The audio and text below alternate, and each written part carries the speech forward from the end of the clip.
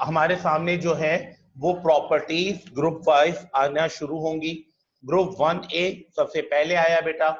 Properties लिखने का तरीका कार पेपर में भी जो होगा बेटा, सबसे पहले फैमिली मेंबर्स के नेम आते हैं, यानी उस ग्रुप में कौन कौन से एलिमेंट शामिल हैं ये आपने उसमें मेंशन करना है। तो ये पहली चीज जो आती है हमारे सामने वो ये है कि उस ग्रुप में कौन कौन से एलिमेंट्स मौजूद हैं उनके नाम आपने मेंशन करने हैं जब अगर पेपर में ये सवाल आएगा।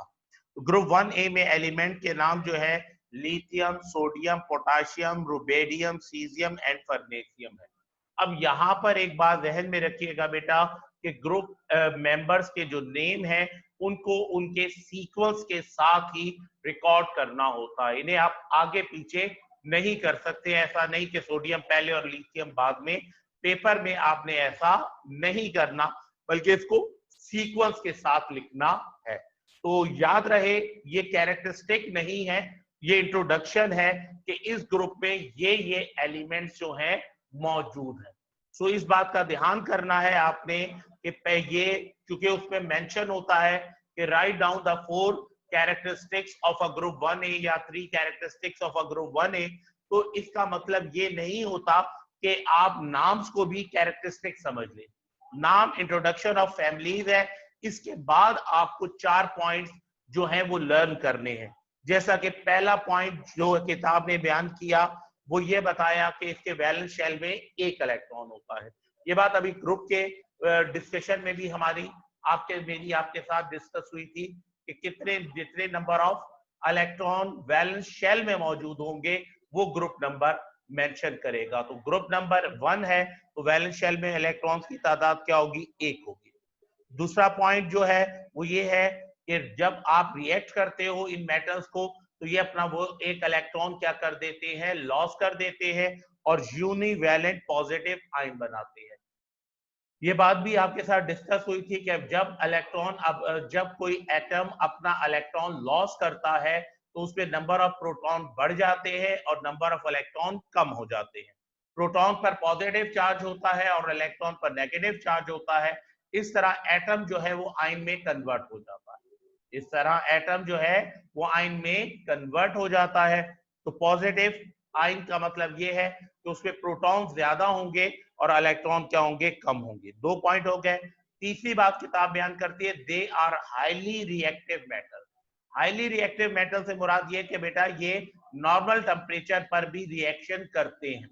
सोडियम मेटल के मुतालिक कहा जाता है कि सोडियम मेटल को प्रिजर्व रखने के लिए उसे हमेशा ऑयल में डिप करके रखा जाता है, ऐसे ऑयल में जिसमें एयर एंटर नहीं हो सकती। अगर ऐसा ना किया जाए और सोडियम मेटल को एयर में रख दिया जाए तो ये फौरी तौर पर इसका कलर चेंज हो जाता है क्योंकि ये एयर की ऑक्सीजन के साथ रिएक्शन कर लेती है। इसलिए कहते हैं कि ये सबसे ज्यादा रस्ट मेटल है कि बहुत तेजी के साथ रस्टिंग की तरफ जाती है।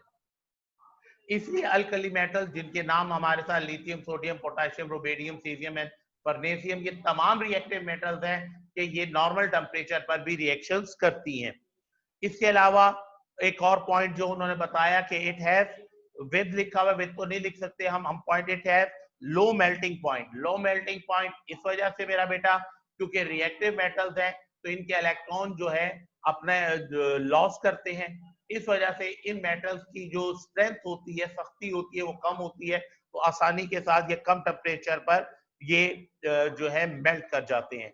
आखिरी पॉइंट जो बेटा याद करना चाहिए वो है they are called alkali metal because they form water soluble base such as sodium hydroxide and potassium hydroxide। ये बात भी पहले मैं डिस्कस कर चुका हूं जब हम इस बात को शेयर कर रहे थे कि ये वाटर सोल्यूबल बेस है कि ये जो वाटर के साथ विग्रोसली रिएक्ट करते हैं, यानी बहुत तेजी के साथ रिएक्ट करते हैं और रिएक्ट करने के बाद ये क्या करते हैं? वाटर सोल्यूबल बेस जो है वो क्रिएट करते हैं।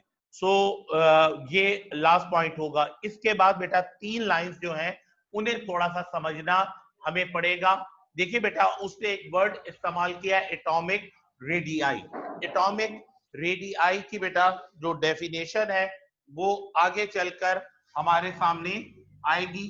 फिलहाल चूंकि हमें यहाँ पर समझाना है, तो देखिए बेटा एटॉमिक रेडियाई ये है कि जब एक ही एलिमेंट के दो एटम एक साथ एडजस्ट है और उनके जो न्यूक्लियसेस है, इन न्यूक्लियसेस के दरमियान जो डिस्टेंस है उसका हाफ डिस्टेंस लिया जाएगा। दोनों एटम के न्यूक्लियसेस के दरमियान जो डिस्टेंस होगा, जब वो दोनों एटम एक दूसरे के साथ एडजेसेंट होंगे, तो उसका जो हाफ डिस्टेंस होगा वो एटॉमिक रेडियाई कहलाएगा। ठीक है बेटा, अब किताब ने आपको ये बात समझाई बताई कि एटॉमिक रेडियाई ग्रुप में जब आप डाउन होते हो यानी नीचे की जाने ग्रुप पे बढ़ते हो, तो ग्रुप में जैसे जैसे आप नीचे की जाने बढ़ते हो तो एटॉमिक रेडियाई में इजाफा होता है। एटॉमिक रेडियाई में इजाफा क्यों होता है बेटा, कि कल के लेक्चर में मैंने वादे किया था आप लोगों को कि number of period number of orbit को मेंशन करता है। अगर आप फर्स्ट पीरियड के एलिमेंट लेंगे तो उसके ऑर्बिट 1 होगा, जब आप सेकंड पीरियड का एलिमेंट लेंगे तो उसके ऑर्बिट 2 होंगे, जब आप थर्ड पीरियड का एलिमेंट लेंगे तो उसके ऑर्बिट्स की तादाद 3 होगी। अब इस बात को समझिए, मिसाल के तौर पर अगर मैं ग्रुप 4 की बात करूं तो ये उसका न्यूक्लियस हुआ और उसके गिर्द इस तरह क्या होंगे, 4 ऑर्बिट्स। इस तरह जो दूसरा एलिमेंट होगा उसके गिर्द भी, यानी दूसरा एटम होगा उसके गिर्द भी इसी तरह 4 ऑर्बिट्स। तो डेफिनेट जैसे जैसे नंबर ऑफ ऑर्बिट बढ़ जाएंगे, न्यूक्लियस के दरमियान डिस्टेंस भी क्या होता चला जाएगा, ज्यादा होता चला जाएगा। जैसे जैसे नंबर ऑफ ऑर्बिट इंक्रीज करते जाएंगे बेटा, न्यूक्लियस के दरमियान डिस्टेंस जो है वो बढ़ता जाएगा, और जिस कदर एटॉमिक डिस्टेंस बढ़ता जाएगा, इस तरह ग्रेजुअली एटॉमिक रेडियाई में भी क्या होता चला जाएगा, इजाफा होता चला जाए। क्लियर होगी बात? तो ये बेटा ग्रुप 1A की प्रॉपर्टीज हैं जिन्हें आपने मेंशन करना है। मैंने अर्ज किया कि आपने जब इस सवाल को लिखना है तो सबसे पहले इंट्रोडक्शन की हेडिंग डालकर जो एलिमेंट्स इसमें मौजूद है उनके नाम मेंशन करने हैं। फिर सेकंड हेडिंग कैरेक्टरिस्टिक्स की बनानी है, और कैरेक्टरिस्टिक्स में जो जो कैरेक्टरिस्टिक्स लिखनी है वो मैंने आपके साथ शेयर की।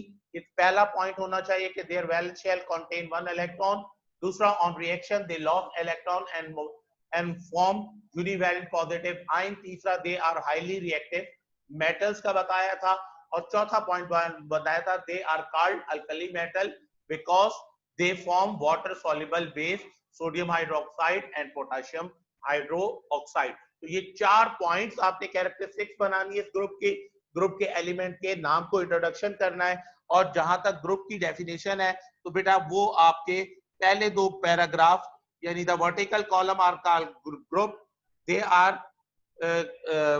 ग्रुप, ठीक है, दे आर ठीक है, there are 8 group but each group is further subdivided into a and B group.